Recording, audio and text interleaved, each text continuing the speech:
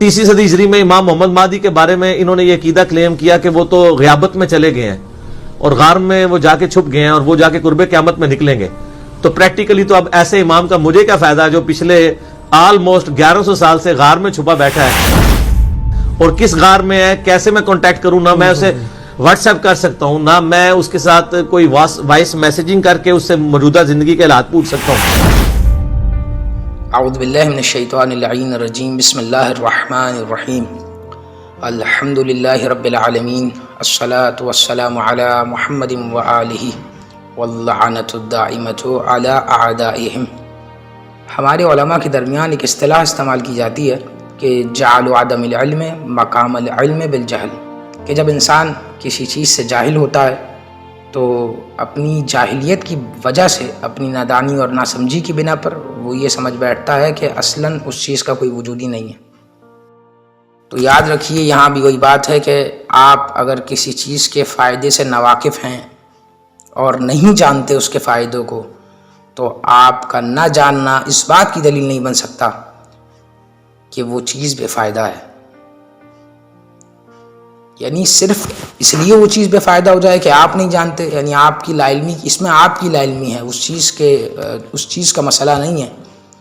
मिसाल के तौर पे शरीयत इस्लामी के अंदर ऐसे बहुत से अहकामात हैं जिनकी मसलहतों और जिनके फ़वाइद का हमें इल्म नहीं है। जैसा कि मिसाल के तौर पे नमाज फ़जर की 2 रकात क्यों है, ज़ोहरैन की 4 रकात क्यों है, मगरिब की 3 रकात क्यों है, इशा की 4 रकात क्यों है। ये तरतीब चेंज होती तो क्या होता, ऐसा क्या फ़ायदा था इन मुअय्यन अदद के अंदर कि जो परवरदिगार आलम ने यही अदद मुअय्यन की है। रोज़ा फ़जर से मगरिबैन तक क्यों रखा जाता है, मगरिबैन से फ़जर तक क्यों नहीं रख सकते? ऐसा क्या फ़ायदा दिन में रोज़ा रखने का था, क्या मसलियत थी जो रात पे रोज़ा रखने की नहीं है? हज ज़िलहज के महीने में क्यों होता है? और इसी तरह लातादाद आपके सामने मिसालें में देता जाऊँ कि जिन पर सवाल उठता जाएगा कि हम इनकी मसलहत और इनके जो है वो फ़वाइद का इल्म नहीं रखते। तो सिर्फ़ इसलिए नाउज़ु बिल्लाह कि चूँकि मैं नहीं जानता, मुझे इल्म नहीं है इन चीज़ों का, इनकी मसलहतों का, इनके फ़वाइद का, तो मैं सिर्फ़ अपनी लाइल्मी की बिना पर ये कह दूँ कि असलन इन अहकामात शरइया का जो अल्लाह ताला ने हुक्म दिया है इनका असलन कोई फ़ायदा नहीं है, तो निहायत ही नामाकूल और अहमकाना हरकत होगी। और कोई भी जो है वो अक्ल सलीम रखने वाला इंसान इस बात को तस्लीम नहीं करेगा। बिल्कुल ऐसा ही उस मोतरिज़ ने किया जो एतराज़ करने वाले ने यह बात कही कि इमाम ज़माना, ऐसे इमाम का क्या फ़ायदा कि जो ग़ैबत में है और जो किसी गार में है, नाउज़ु बिल्लाह, और ये कि जो है वो जिनसे कोई राब्ता नहीं हो सकता, जिनका कोई व्हाट्सअप नंबर नहीं है। तो इस नहायत ही अहमकाना जुमले का मैं अहमकाना जवाब दूंगा कि जो ये बात आपने कही, मुझे कोई व्हाट्सअप नंबर ला दें, आप मुझे पहले शैतान का व्हाट्सअप नंबर दे दें, मैं आपको जो है वो इमाम का व्हाट्सअप नंबर दे दूंगा। यानी अजीब बात है कि बिना दिखे बिना नज़र आए शैतान की गुमराह करने पर तो आपको ईमान भी है, यकीन भी है, लेकिन बिना नज़र आए बिना दिखे हादी का हिदायत करना आपकी समझ नहीं आता। बिल्कुल इसी तरह जिस तरह शैतान बग़ैर दिखे गुमराह कर सकता है अल्लाह के बंदों को, तो इमाम बग़ैर नज़र आए, हुज्जत अल्लाह की बग़ैर जो है वो दिखे हिदायत भी कर सकते हैं। ये सवालात, ये एतराज़ात ये पुराने हैं, आज के नहीं हैं। और इन जैसे और सवालात का जो असल और जड़ जो है वो सकीफ़ा है। मसला इब्तिदा से ख़राब है। अगर सकीफ़ा नुमदार ना होता तो ये मसाइल हमारे सामने आज मौजूद ना होते। मसला यह है कि आपके दीन में और जो आपके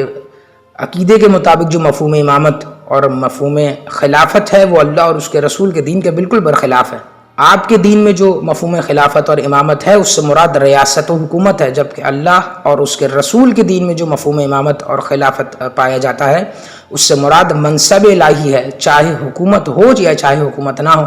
दोनों सूरतों में इमाम रहता है। वो अलग बात है कि बहर सूरत इमाम हुकूमत का सबसे ज़्यादा हकदार है। और मोहतरम नाजरीन, मैं आपके सामने 2 अहादीस पेश करूँगा जो नागुज़ीर है इमाम ज़माना के वजूद मुबारक पर। ख़ुद इनके यहाँ भी उस हदीस पर इत्तेफाक है, हमारे यहाँ भी वो हदीस पाई जाती हैं। पहली हदीस जो मशहूर मारूफ़ है, खुलफ़ाए इस्ने आशिर के अनवान से मौजूद है, कुतुब अहले सुन्नत में भी मौजूद है और हमारे यहाँ भी मौजूद है कि रसूल ख़त्मी मरतबत ने फरमाया था कि मेरे बाद मेरी उम्मत के लिए 12 खलीफा होंगे। मैं पूरी हदीस आपके सामने जो है वो नहीं पढ़ रहा, इजमाली तौर पर इशारा कर रहा हूँ। اور جس کا میں مختصراً اور اجمالی طور پر جو ہے وہ حوالہ آپ کے سامنے دیتا چلوں کہ ہمارے برادران اہل سنت کی کتابیں صحیح مسلم کے اندر ہے، موجب الکبیر میں اس حدیث کو ذکر کیا گیا، مسند احمد میں اس حدیث کا ذکر ملتا ہے، اور فتح الباری جو ہے وہ جس میں اس میں موجود ہے یہ حدیث، ابن داؤد نے بھی اس حدیث کو لکھا، تاریخ الخلفاء کے اندر بھی اس حدیث کو رقم کیا گیا، اور یہ حدیث کے 12 خلیفہ ہوں گے۔ اور وہاں دوسری حدیث بھی ملتی ہے کہ رسول ختمی مرتبت کا ارشاد گرامی ہے، فرمان اقدس ہے کہ من مات ولیس علیہ امام مات میتۃ جاہلیہ، یا بالفاظ دیگر من مات بغیر امام مات میتۃ جاہلیہ، جس کا حوالہ میں آپ کے سامنے پیش کی دیتا ہوں کہ مسند احمد نے بیان فرمایا اس حدیث کو، ابن حبان نے اس حدیث کو نقل کیا ہے، جناب اصفہانی نے حلیۃ الاولیاء کے اندر اس حدیث کو جو ہے وہ تحریر کیا، ابن عاصم نے بھی اس حدیث کو جو ہے وہ نقل کیا ہے، اور البانی نے اس حدیث کی جو ہے وہ جو سند ہے اس کو حسن کہا ہے، اور ان کے راوی کو ثقات جانا ہے جتنے روات ہیں۔ تو یعنی 2 حدیثیں موجود ہیں، اور عجیب بات یہ ہے کہ اب ہمارا تو سوال آپ سے بنتا ہے، ہمیں تو سوال آپ لوگوں سے کرنا چاہیے کہ بھلا بتائیے رسول ختمی مرتبت یہاں فرما رہے ہیں کہ 12 خلیفہ ہوں گے، اور ساتھ میں یہ بھی فرما رہے ہیں کہ اپنے زمانے کے امام کی معرفت رکھنا ضروری ہے، جو بغیر امام کے مر گیا وہ جاہلیت کی موت مرا ہے۔ تو ہم آپ سے پوچھنا چاہتے ہیں، بتائیے کہ ہمیں کوئی، کیونکہ آپ کے عقیدے کے مطابق 12ویں تو ابھی آپ کے ہاں پیدا نہیں ہوئے، تو ہمیں 11ویں کا نام دکھا دیں۔ اچھا عجیب بات یہ ہے کہ میں یہاں پہ ایک بات کہتا چلوں کہ آپ لوگوں کو 12ویں کا انتظار کیوں ہے کہ 12واں پیدا ہوگا، جس طرح چونکہ آپ کا عقیدہ آپ کے مفہوم امامت اور خلافت کے تحت جو آپ کے ہاں پایا جاتا ہے، آپ کے عقیدے کے مطابق امام کا انتخاب حجت خدا کا انتخاب، اور یہ کہیے کہ خلیفہ کا انتخاب تو امت کی ذمہ داری ہے، تو جس طرح پہلا دوسرا تیسرا بنایا تھا اسی طرح جو ہے 12واں بنا لیں۔ آپ 12ویں کا انتظار کیوں کر رہے ہیں؟ 12ویں کا انتظار تو ہمیں کرنا چاہیے، دونوں حدیث آپ کے یہاں پائی جاتی ہیں، ایک 12 خلفاء والی تو ہمیں لائیے، ہمیں 11ویں کا جو ہے کیونکہ آپ کے یہاں 12واں پیدا نہیں ہوا تو ہمیں 11ویں کا نام دے دیجیے، اور ورنہ اس یا تو نعوذ باللہ من ذالک رسول خدا کے اس قول کو جھٹلا دیجیے کہ جو رسول فرما رہے ہیں کہ جو شخص بغیر امام کے مر گیا تو وہ جاہلیت کی موت مرا ہے، اور تو پھر یا دوسری طرف اس بات کو تسلیم کیجیے، آیا یہ عقیدہ رکھنے پر آپ جو ہے وہ قانے ہو جائیں کہ اب تک جتنے لوگ مر چکے ہیں، جتنے مسلمان مرے ہیں، سجدہ کرنے والے، نماز روزے کے پابند، صوم و صلات کے پابند ہوں، حاجی ہوں اور متقی پرہیزگار، رمضان کے روزے رکھنے والے، حافظ قرآن، جتنے لوگ اس وقت دنیا سے جا چکے ہیں، چونکہ آپ کے ہاں تو 12ویں پیدا نہیں ہوئے تو وہ جاہلیت کی موت مرے۔ اور یہ سوال رکے گا نہیں، یہ سوال آپ تک پہنچے گا، کیا آپ بھی اس بات کو قبول کریں گے کہ اتنی عبادتیں انجام دینے کے بعد، لا الہ الا اللہ پڑھنے کے بعد، رسول اللہ کی رسالت کا اقرار کرنے کے بعد، اتنے جو ہے وہ اعمال انجام دینے کے بعد آپ مریں، اور اگر آپ کی موت کا وقت آن پہنچا اور آپ کے عقیدے کے مطابق 12واں پیدا نہیں ہوا تو کیا آپ کی بھی موت جاہلیت کی موت ہوگی؟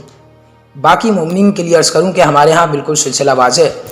12 جو سلسلے ہیں، ہدایت کی عبادت رسول ختمی مرتبت، جب 12ویں کی غیبت ہوئی تو غیبت صغریٰ میں 4 نائبین تھے جو متصل رکھتے تھے امام سے،